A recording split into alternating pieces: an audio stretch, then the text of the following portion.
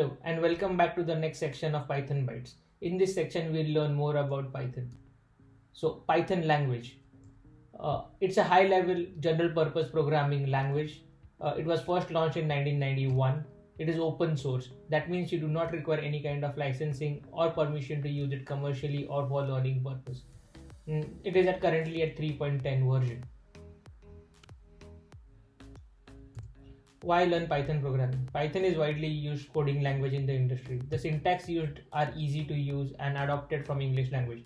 For example, to print an output, the keyword is print. It is dynamically typed coding language. When we say a coding language is dynamic, it means the variable type is interpreted when running the line of code. We can see in the example variable var when declared as 1, the type of variable var is integer.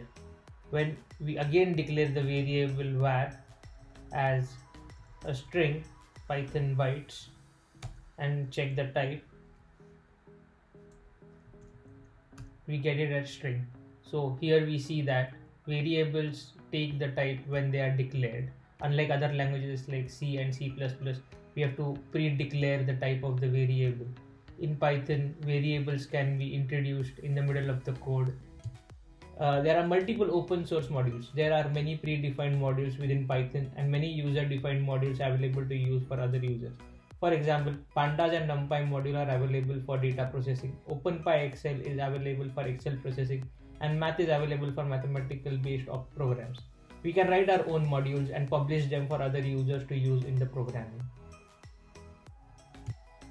Thank you for watching this video. I'll be uploading videos on Python coding and problem solving. Please like this video, subscribe to my channel and click the bell icon to get notified whenever I upload a new video. Goodbye till next time. Keep coding.